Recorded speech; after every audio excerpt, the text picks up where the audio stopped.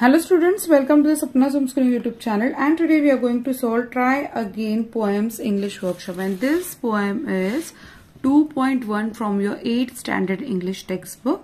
So let's solve this English workshop. नमस्कार विद्यार्थ्यांनो, मी आहे सपना टीचर आणि मी पुणे जिल्ह्यातून आहे. तर आज आपण इंग्लिश वर्कशॉप सोडवतोय. फर्स्ट क्वेश्चन आहे, the following anagrams contain words, phrases from the poem. Guess and write what they are.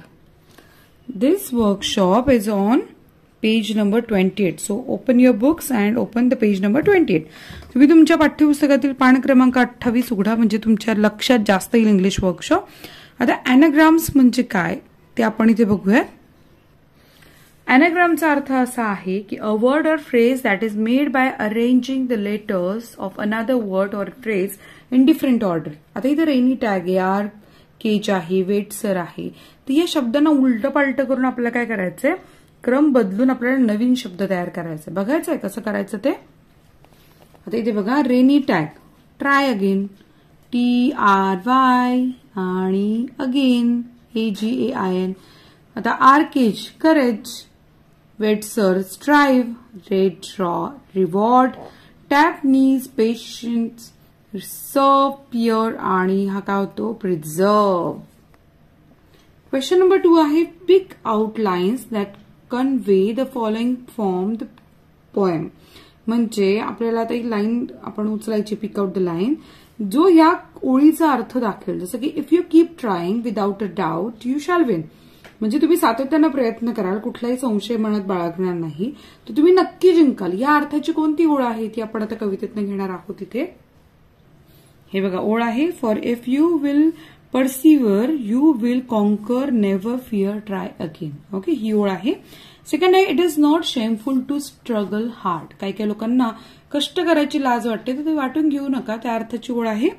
If we strive, 'tis no disgrace, though we do not win the race. Third आहे ओळ, when others can do the work, so can you, if you keep trying patiently. म्हणजे दुसरे करू शकता तर तुम्ही का नाही, त्या अर्थाची ओळ आहे. All other folk can do, why with patience may not you.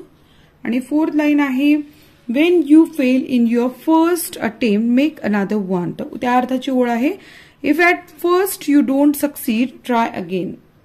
Question number 3 आहे, find from the poem the antonyms. म्हणजे विरुद्धार्थी शब्द कवितेतनं शोधायचे आहेत. सक्सीडच्या विरुद्ध आहे फेल, पनिशमेंटच्या विरुद्ध आहे reward, courage opposite fear, stop quit opposite persevere आणि lose opposite win. Question number 4 आहे, answer in your own words. Fourth आहे, answer in your own words. तुमच्या शब्दात उत्तर लिहायचंय. What lesson should be kept always in mind. कोणता धडा आपण डोक्यात कायम ठेवला पाहिजे, तर उत्तर आहे, B a persevere and achieve success. B आहे, what should someone who loses race to. काय केलं पाहिजे एखाद्यानं रेस हरल्यावर, someone should not feel disgrace. Okay. Third question आहे, what quality is important when you are struggling for success. त्या प्रश्नाचं उत्तर आहे, patience is important quality for those who are struggling for success. आणि क्वेश्चन नंबर 5 आहे, read the poem and fill the web choosing points from. आता हे तुम्हाला question येतोच परीक्षेला, त्यामुळे हे पाठच करून ठेवायचं. What leads to success, striving, patience, perseverance, courage आणि ट्राईंग अगेन किंवा ट्राय अगेन असं म्हटलं तरी चालणार आहे. क्वेश्चन नंबर 6 आहे, most lines from the poem can serve as a truth or a proverb. Pick out 3-4 lines. आता कोणी विचारलं तुम्हाला की यातले ट्रूथ और प्रोवर्ब काय, तर तुम्ही त्या ओळी लिहायच्या. फर्स्ट लाईन आहे, if at first you don't succeed, try again. Second line, if you persevere with courage you will conquer. आणि थर्ड लाईन आहे, though after striving you do not win, it is no disgrace. आणि fourth line आहे, time will bring you your reward, so be patient. Okay, so here we have solved all the questions answer. If you like this video, please like it and share to your friends. Make a comment if you want any video. आणि thanks button press करून आमच्या कामाला प्रोत्साहन द्या. धन्यवाद.